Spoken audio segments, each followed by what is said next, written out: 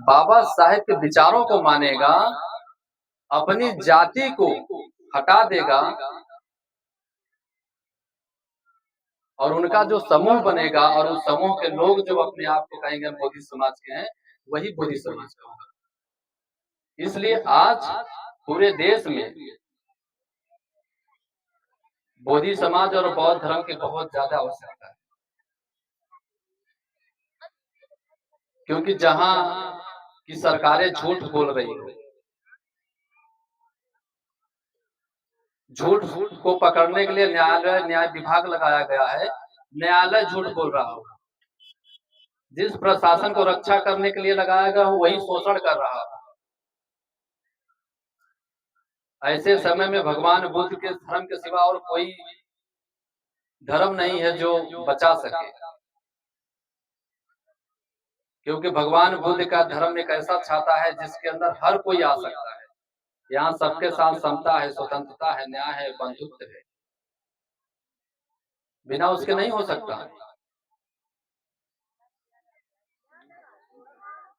और कभी भी हमें अपने महापुरुषों के ऊपर टिप्पणी ही नहीं रखनी है। उनकी बातों का खंडन हमें तब करना है जब हम उनसे विद्वान हो जाएं। बाबा साहब की बातों को खंडन तब करेंगे जब हम बाबा साहब से विद्वान हो जाएं। बाबा साहब ने कह दिया कि हम बौद्ध हैं तो बस हम बौद्ध हैं, उसमें लेकिन किंतु परंतु कहने का कोई सवाल ही नहीं, क्योंकि अगर यदि आप ऐसा करें तो आप खाली लेकिन किंतु परंतु करने में अपना जीवन पूरा बर्बाद कर देंगे, खत्म कर देंगे और आप नहीं चल पाएंगे। क्योंकि जहां तक बाबा साहब ने रेस पूरा किया है, हमें उसके आगे से दौड़ना है। हम फिर से शुरू से दौड़ने जाएंगे तो हम बीच में ही रुक जाएंगे, नहीं पहुंच पाएंगे। भगवान बुद्ध के धर्म को बोधि समाज ये मूर्खों का जमावड़ा नहीं है, मूर्खों का यहाँ कोई जगह भी नहीं है। जैसे जहां प्रकाश है वहां अंधकार नहीं रह सकता, क्योंकि उसका गुण स्वभाव है। जो ध्यान वाले हैं वो क्या कहते हैं कि अपना धर्म का एक गुण स्वभाव है ना। अगर गुस्सा आया है शरीर में तो आंखें लाल होंगी, शरीर कांपने लगेगा, मन बेचैन हो जाएगा, तो वो शरीर के गुण, शरीर का गुण है या गुस्से का गुण है? गुस्से का गुण है ना, शरीर का गुण नहीं है, गुस्से का गुण है। गुस्सा आया इसलिए वो आपके शरीर पे हावी हुआ। उसी तरीके से अगर जहां अंधकार रहेगा वहां प्रकाश नहीं रह सकता, और जहां प्रकाश रहेगा वहां अंधकार नहीं रह सकता। तो बोधि मतलब ज्ञान। बुद्ध को ज्ञान कहाँ प्राप्त हुआ? बुद्ध को ज्ञान कहाँ प्राप्त हुआ? बुद्ध गया में। बड़ी मजेदार बात है, बुद्ध गया में लोग कहते हैं, अभी उस पे आएंगे। जिस जगह पे बात, जहां पे उनको ज्ञान प्राप्त हुआ, जिस जगह बैठ के उसको कहा गया संबोधि स्थल। क्या कहा गया? संबोधि स्थल। मतलब कौन सी बोधि? बोधि मतलब ज्ञान। ज्ञान तो हुआ उनको, लेकिन कौन सा? सम्यक ज्ञान हुआ, मिथ्या ज्ञान नहीं हुआ। इसलिए उस जगह को रखा गया, जिस जगह बैठे थे उसे कहा गया संबोधि स्थल। और जिस पेड़ के नीचे उन्हें ज्ञान प्राप्त हुआ उस पेड़ का क्या नाम रखा गया? बोधि वृक्ष, यानी ज्ञान का वृक्ष। और जो उनको ज्ञान प्राप्त हुआ उसको क्या कहा गया? बोधि लाभ। क्या कहा गया? बोधि लाभ, संबोधि लाभ। बुद्ध को क्या प्राप्त हुआ? संबोधि लाभ ही तो हुआ ना, संबोधि लाभ हुआ। तो अब सब जिनको ज्ञान प्राप्त हुआ वो संबोधि लाभ कहा गया। जिस जगह बैठ के उनको ज्ञान प्राप्त हुआ उसे संबोधि स्थल कहा गया। जिस पेड़ के नीचे हुआ उसको बोधि वृक्ष कहा गया। अब उसी तरीके से अगर कोई कह रहा है कि बोधि समाज, तो उस समाज को क्या होना चाहिए? वो समाज मतलब ज्ञानियों का समाज। कैसा? ज्ञानियों का समाज। तो जो कहेगा कि हम बोधि समाज को मानते हैं, ऑटोमेटिक वो ज्ञान की तरफ जाएगा, वो विद्वान की तरफ जाएगा। और जो नहीं कहेगा कि मैं बोधि समाज का हूँ, वो समझ लीजिए कि वो मूर्खों की लाइन में लगा, उसे कोई बचाने वाला भी नहीं है। और ये देश हमारा है, इस देश के मूल निवासी हम हैं। और बुद्ध का जन्म जब यहाँ हुआ, बाबा साहेब का जन्म यहाँ हुआ, वो हमारे वंशज हैं। तो हमारा दायित्व है कि हम उनके धर्म को आगे बढ़ाएं, उनके विचार को आगे बढ़ाएं और उन विचारों पर चले। उसमें कहीं भी हमें लेकिन किंतु परंतु करने की जरूरत नहीं है। बुद्ध ने ज्ञान खोज लिया, आपको दे दिया, आप उसको लेकर के आप उपयोग करिए। आप काहे खोजने के लिए परेशान हैं? आप परेशान हैं, ज्ञान के तलाश में भाग रहे हैं।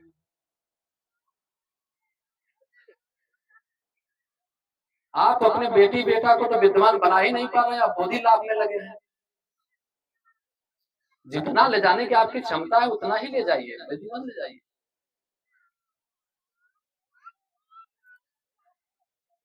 और देख लो, जब तक बुद्ध का ज्ञान था, बुद्ध थे, तब तक पूरा देश, भारत देश, दुनिया में सबसे सर्वश्रेष्ठ देशों में से एक था।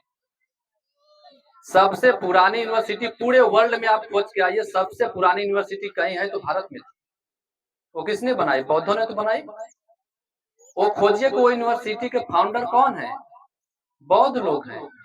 उस यूनिवर्सिटी को चलाते कौन लोग थे? तो बौद्ध लोग थे।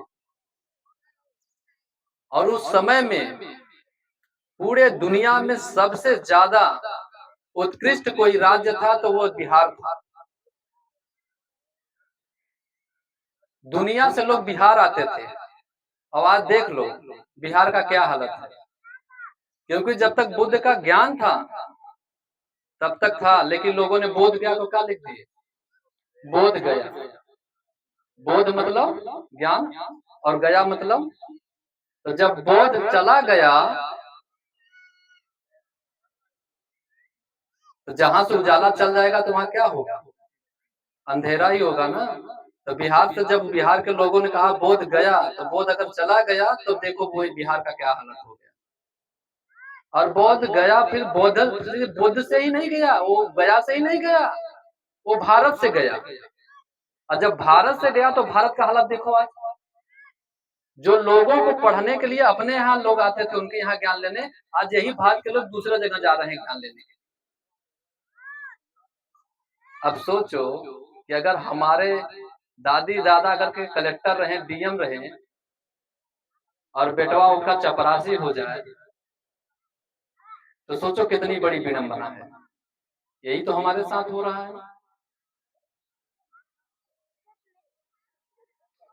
खाए का ठेकान नहीं, द ग्रेट चमार। चमार कैसा से ग्रेट हो जाएंगे? और ग्रेट अगर होना ही होता तो बाबा साहब से पहले काहे नहीं होंगे? तब भी तो थे ना।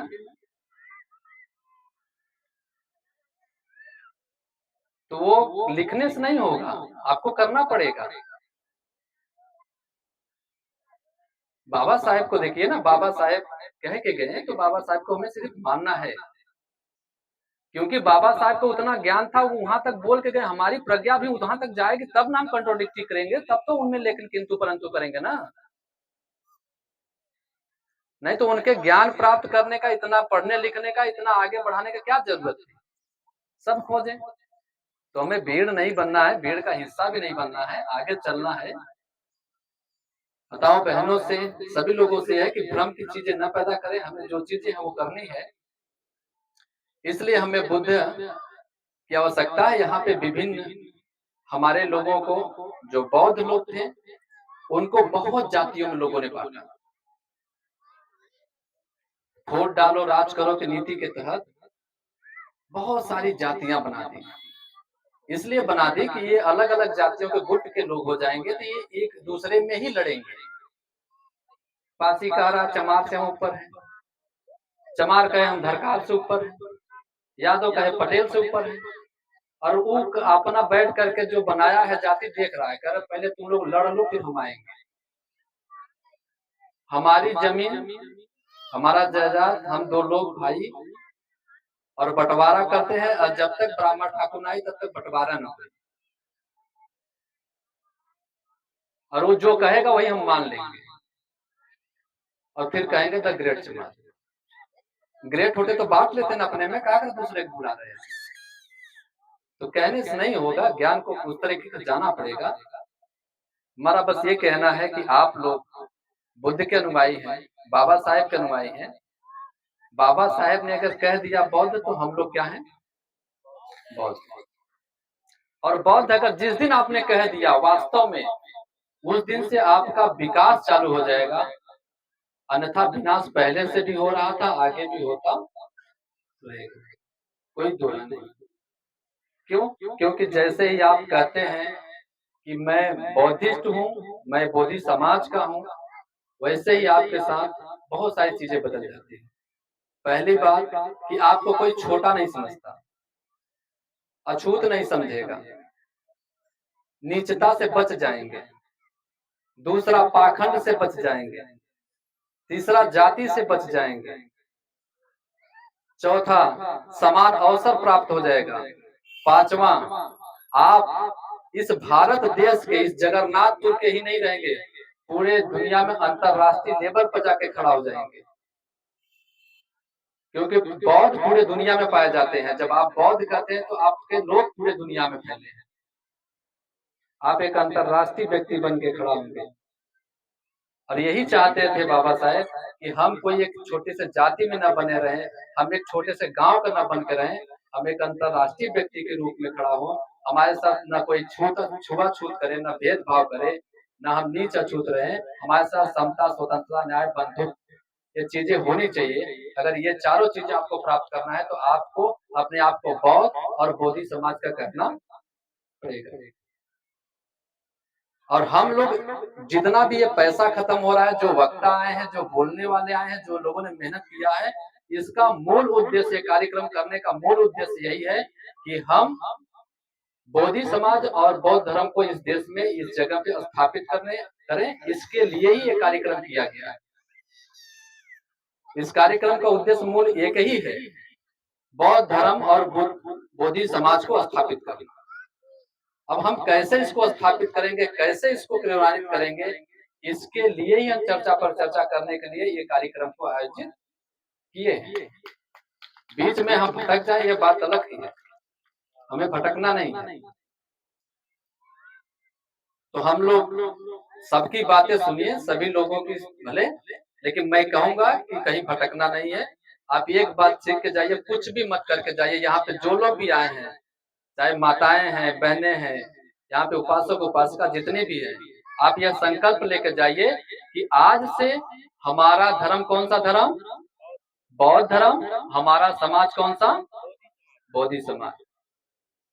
हम कोई नीच अछूत जाति से नहीं है। अगर कोई पूछे कि कैसे आपका धर्म बौद्ध धर्म, कैसे आपका समाज बोधि समाज, तो आप इतना लंबा एक्सप्लेन नहीं कर पाएंगे, लेकिन दो शब्द ही बस बोलिए कि हमारे बाबा साहेब क्या थे? बौद्ध थे। और उन्होंने कहा कि हमारा एक समता मूलक समाज होना चाहिए। वही समता मूलक समाज का नाम बोधि समाज है। और हमारे बाबा साहेब जब बौद्ध, तो हम भी क्या हैं? बौद्ध। और अगर आपको डाउट है कि हम कैसे बौद्ध, तो जाके बाबा साहेब से पूछिए, बाबा साहेब आपको बताएंगे। और बाबा साहेब कह देंगे कि हम नहीं है, तो हम भी नहीं रहेंगे, क्योंकि उनसे ज्यादा विद्वान नहीं तो बाबा साहेब से। अब जो बाबा साहेब को खोजेगा तो खुद ही खोज लेगा कि हम बौद्ध हैं कि अबौद्ध हैं। तो मैं बहुत ज्यादा नहीं बात करूंगा, बहुत लंबा हो गया। बस इसी संकल्पना के साथ कि हम लोग अलग से कोई जाति धर्म की बात नहीं करेंगे। हम लोग, हमारे पूर्वज यहाँ पे नागवंशी बौद्ध रहे हैं, हम लोग भी बौद्ध हैं, हम उन्हीं के अनुयायी हैं। हमें इस देश में, इसी छोटी सी घटना बता रहा हूँ, इसी देश से 10 भिक्षु निकले वियतनाम से। वियतनाम से निकले, घूमते घूमते भारत आए, पैदल भारत से घूमते हुए और जगह पे गए, अमेरिका में गए। बड़ी चर्चा पर चर्चा का विषय रहा। अमेरिका 18 क्रिश्चियन देश, बहुलता वाला देश, लेकिन उन लोगों का धम्म यात्रा वहां इतना जो है कि वायरल हुआ कि पूरी दुनिया देख रही थी उनकी धम्म यात्रा। लेकिन वही धम्म यात्रा भारत से गुजर के गई, बुद्ध के भूमि से गुजर के गई, बाबा साहब की भूमि से होकर गुजर के गई, लेकिन किसी को पता नहीं चला, क्योंकि हम सोए रहे और वहां पे नहीं जानने वाले, वहां ना बुद्ध की भूमि, न बाबा साहब वहां जन्म दिए, न बुद्ध जन्म दिए, लेकिन वहां पे वो बहुत वायरल हुआ। तो हमें सोना नहीं है, हमें जागना है, जागरूक रहना है। आप लोग दृढ़ संकल्प करके चलिए कि आप आज से ये कहिएगा कि हम बौद्धिस्ट हैं और हमारा धर्म बौद्ध धर्म और हमारा समाज बोधि समाज, और कभी अकेले होकर नहीं मरना। भगवान बुद्ध ने कहा कि हमारे पुत्रों अकेले कभी नहीं मरना। अगर एक भिक्षु है तो एक भिक्षु जरूर बना देना, एक उपासक है तो एक उपासक जरूर बना देना, एक उपासिका है तो एक उपासिका जरूर बना देना। और अकेले होकर अगर मरोगे तो धर्म खत्म हो जाएगा।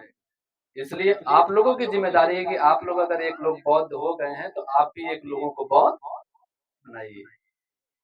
और उसी बात सम्राट अशोक ने कहा कि मेरे पुत्रों, मुझे बस दो ही चीज बर्दाश्त है, या तो महास्थवीर बनो या तो शासक बनो, दूसरे में से तीसरा चीज हमें बर्दाश्त नहीं है।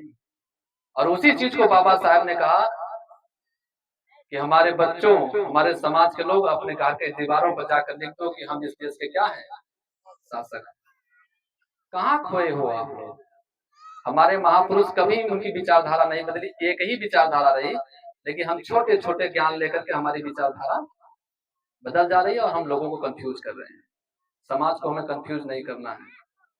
समाज से ज्यादा जिम्मेदार मैं उनको मानता हूँ जो समाज को जगाने वाले लोग हैं, प्रहरी लोग, वही कंफ्यूज है। समाज को कहाँ आके लेके जाएंगे, बटे हुए हैं।